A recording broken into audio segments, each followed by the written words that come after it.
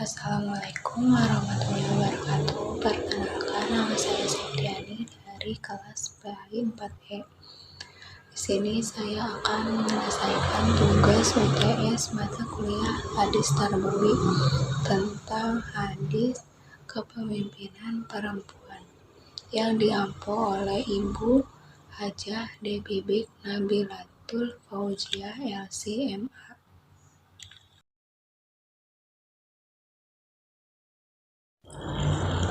Adapun poin pembahasan yang pertama itu hadis beserta terjemahannya, yang kedua penjelasan hadis dan pendapat para ulama, yang ketiga nilai pendidikan yang dipetik dari hadis.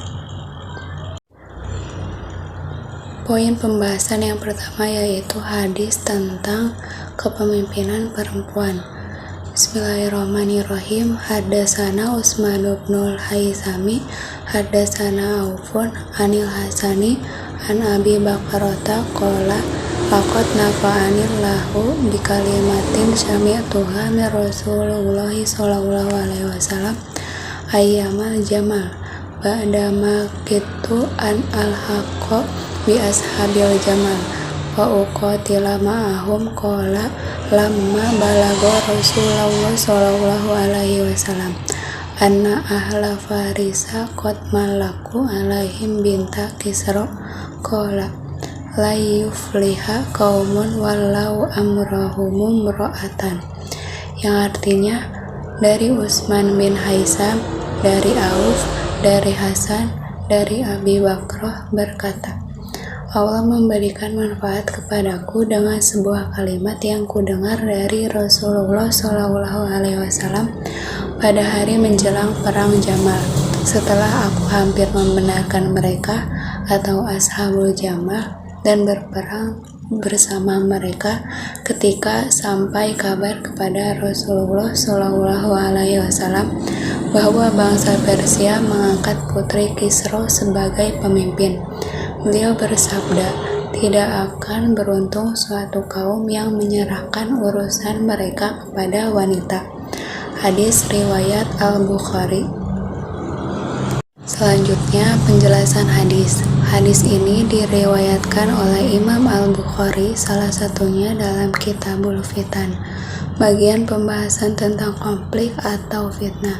Selain diriwayatkan dalam Sahih Al-Bukhari, hadis ini juga diriwayatkan dalam Musnad Ahmad bin Hambal, Sunan At-Tirmizi, Musnad At-Tabrani, juga Sunan An-Nasai. Imam Al-Bukhari meriwayatkan hadis tersebut dari jalur Utsman bin Haisam yang bersambung sampai sahabat Abu Bakar yang bernama asli Nafi bin Al-Haris. Ada juga jalur periwayatan yang dimuat oleh Imam Ahmad bin Hambal dari Muhammad bin Al-Musanna. Untuk redaksi matan hadis seperti di atas, mayoritas merujuk pada Abu Bakrah. Secara status hadisnya sendiri, para ulama menyepakati bahwa ia berkualitas sahih.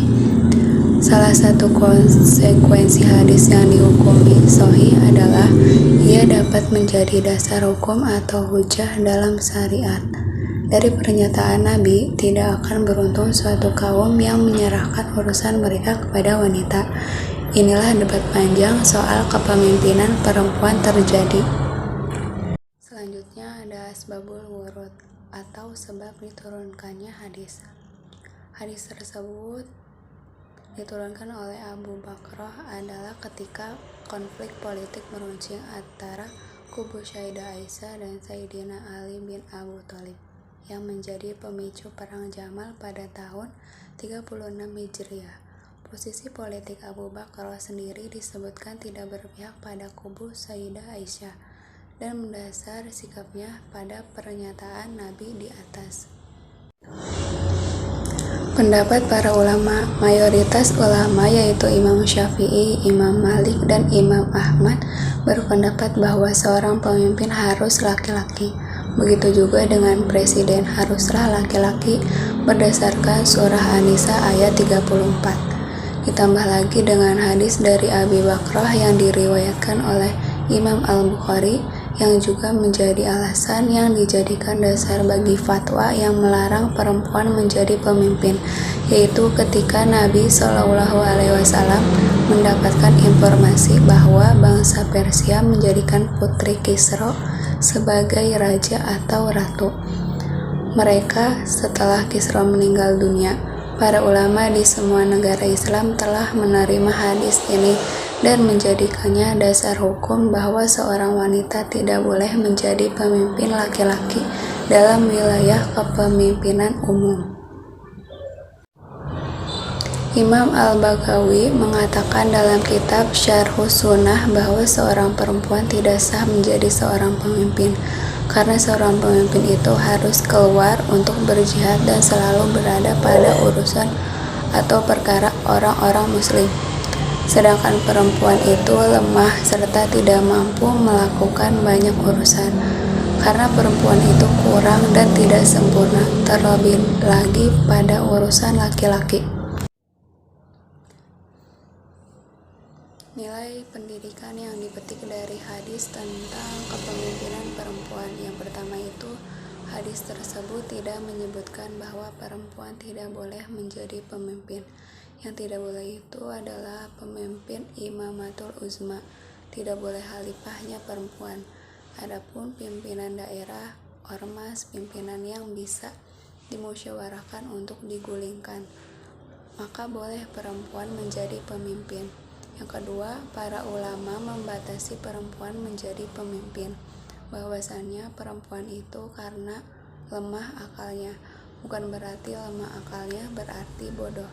Lemahnya itu lebih besar perasaannya ketika mengambil keputusan, maka lebih dianjurkan memilih laki-laki sebagai seorang perempuan.